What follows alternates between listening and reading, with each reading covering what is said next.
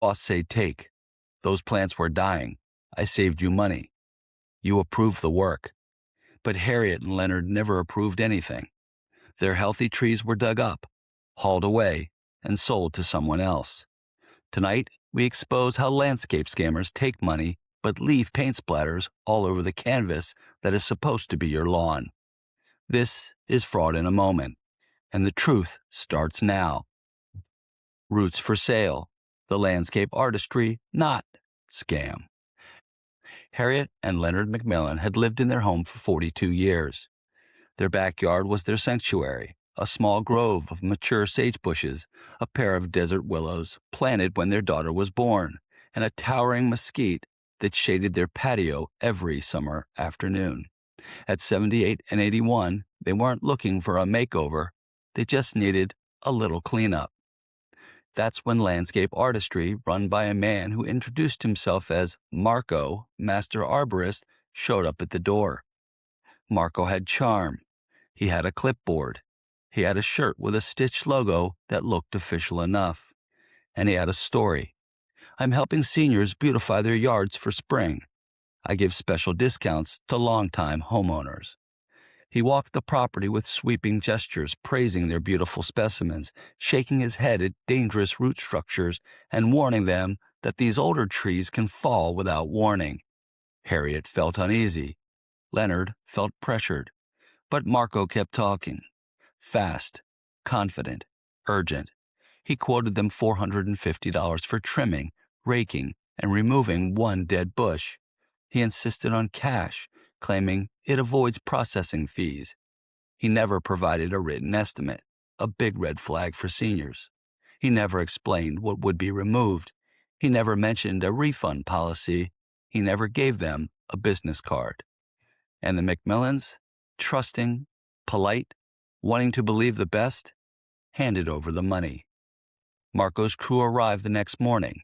2 men who barely spoke English, carrying tools that looked borrowed, not owned. They worked quickly, too quickly, and when Harriet stepped outside to bring them water, she froze.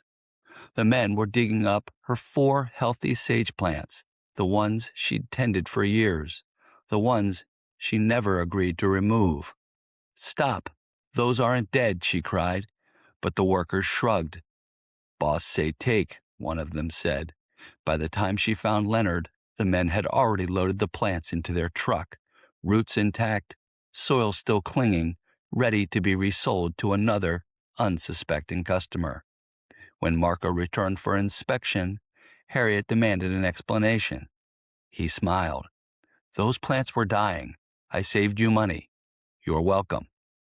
She asked for a refund. He refused. She asked for the plants back. He laughed. He reminded them that they had approved the work, though nothing had been written, nothing had been signed, and nothing had been explained. By the time they realized what had happened, Marco was gone. His phone went straight to voicemail. His website, a single page with stock photos, vanished the next day. The number on his truck belonged to a prepaid burner phone, and their trees, their living memories, gone forever. Harriet cried that night, not because of the money, because she knew they had been targeted, because they were seniors, and because someone had walked into their sanctuary and stolen pieces of their life. What did we learn from this story? 1. Always get a written estimate before any work begins. Verbal promises mean nothing when fraudsters disappear. 2. Never pay in cash. Checks and credit cards create a record and give you recourse. 3.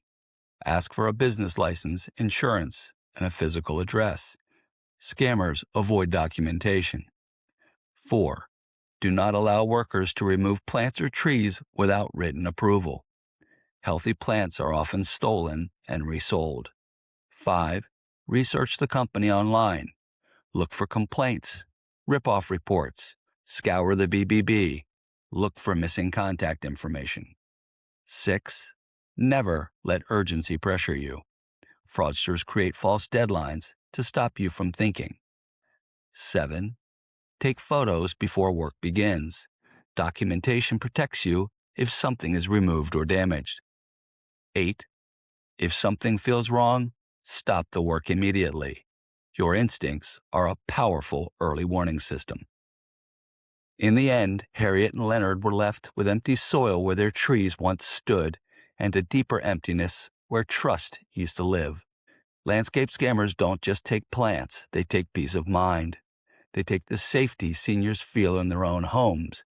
They take advantage of kindness, politeness, and the belief that people mean well. But knowledge is a shield and awareness is armor. If someone pressures you, if someone refuses to write things down, if someone demands cash, if someone removes anything you didn't approve, stop the work. Call for help.